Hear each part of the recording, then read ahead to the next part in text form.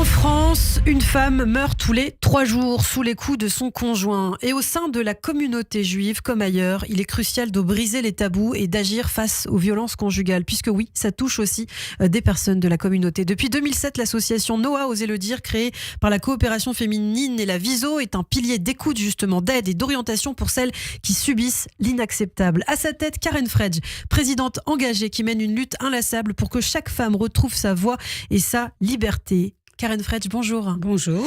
Merci d'être avec nous ce matin en studio, avec grand plaisir, dans le cadre aussi de l'appel national pour la Tzedaka. Alors, peut-être une question d'abord un peu personnelle. Qu'est-ce qui vous a poussé à vous engager dans cette lutte contre les violences faites aux femmes ? D'abord, je suis une femme engagée, comme vous l'avez rappelé. Après les EI, le CASIP. Le CASIP, c'est un engagement en plus d'être mon métier. Et le CASIP est membre du conseil d'administration de l'association Noah, osez le dire. Et donc, c'est comme ça que j'ai mis le pied dans Noah, osez le dire.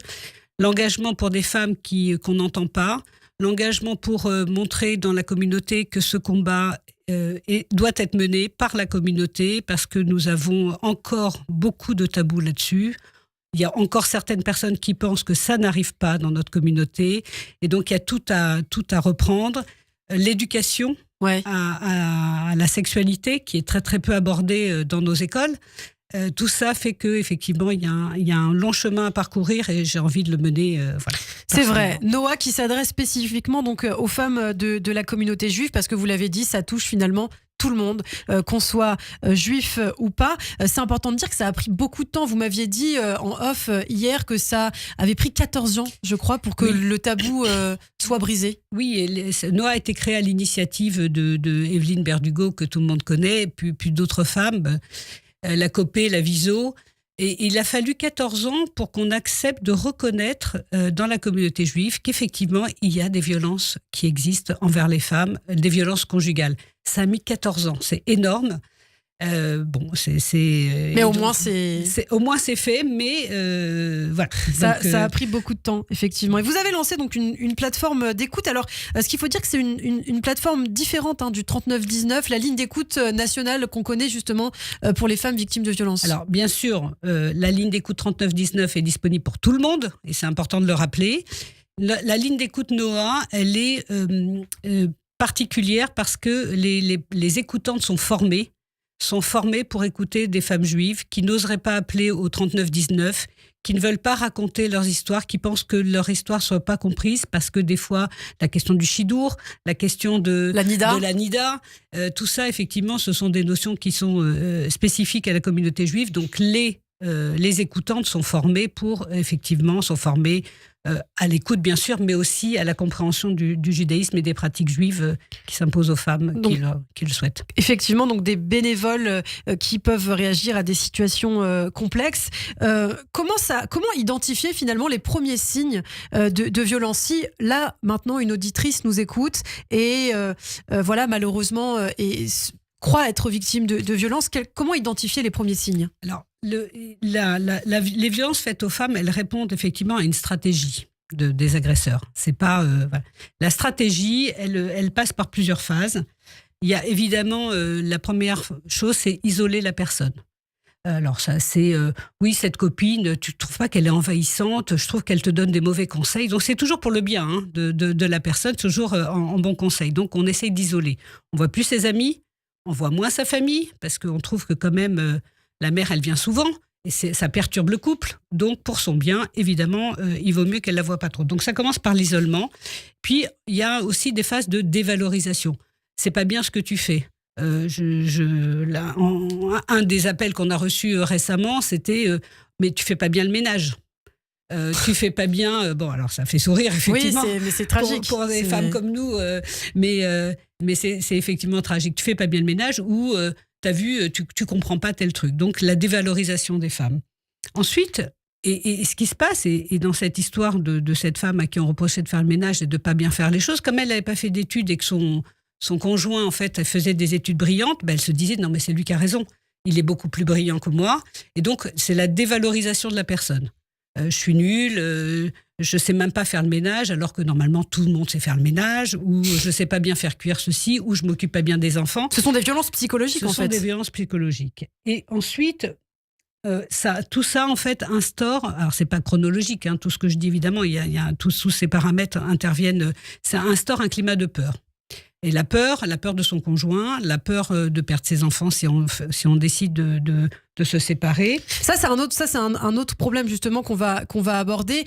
Mais c'est important de dire en fait, Karen, que dans le cadre des violences conjugales, il n'y a pas que des violences physiques. Il y a aussi des violences psychologiques. Il y a beaucoup de violences psychologiques et il y a aussi des violences financières. C'est-à-dire que en isolant la personne, souvent le conjoint en fait empêche la femme d'aller travailler.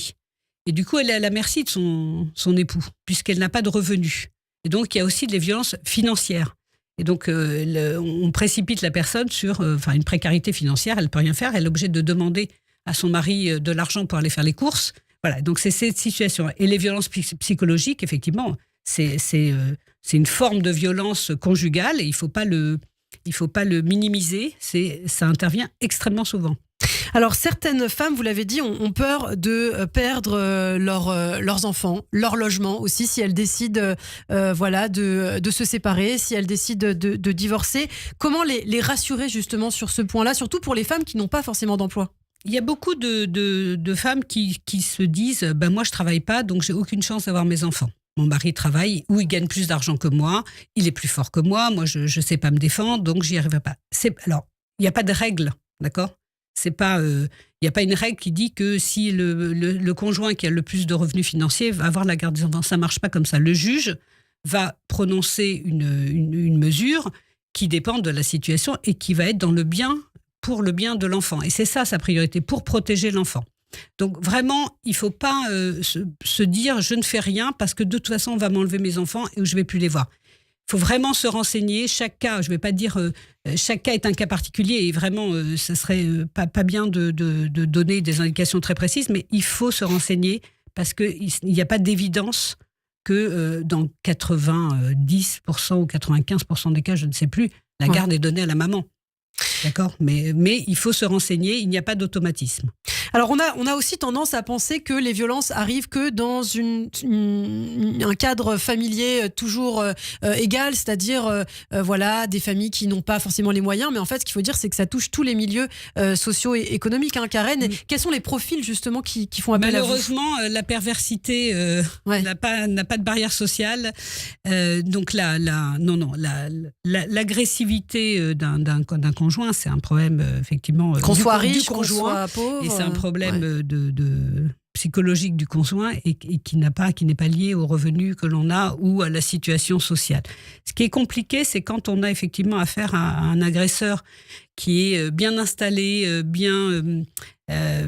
c'est plus difficile parce que ce qu'il faut savoir, c'est que bien souvent, en fait, ce qui se passe à la maison reste à la maison parce qu'un des critères aussi, c'est de garder le secret. Ce qui se passe entre nous, ça ne doit pas sortir. Et donc, vous avez des femmes qui assistent en fait à l'aura de leur époux au travail, chez les amis, dans la communauté, à la synagogue, qui est un époux très apprécié. À la maison, c'est un monstre. Donc effectivement, il n'y a pas de...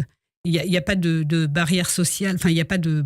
Tous les milieux sociaux sont concernés, tous les milieux intellectuels sont concernés, ça concerne effectivement tout le monde. Alors, depuis sa création, Noah a traité plus de 1000 appels selon votre site internet.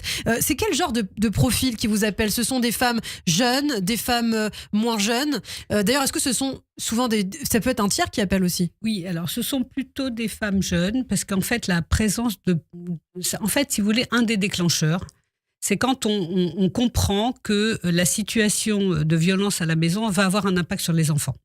Ça peut être un déclencheur. Il y a toujours un impact, et vraiment, je tiens à le dire, il n'y a pas d'enfants épargnés parce que le papa est gentil avec les enfants, mais pas gentil avec la maman. Il y a des conséquences sur les enfants. Et ça, c'est prouvé. Donc, c'est un des déclencheurs. Donc, effectivement, quand la femme sent que les enfants sont menacés, alors elle peut appeler. Donc, il y a les femmes qui appellent, donc plutôt avec des jeunes enfants. Et puis, évidemment, il y a des tiers. On est un ami, on est un parent. Si on constate qu'effectivement, un des critères que j'ai donnés, c'est-à-dire l'isolement, la peur, des choses comme ça, va nous appeler pour essayer de voir avec nous comment on peut aider cette femme à sortir de ce calvaire-là.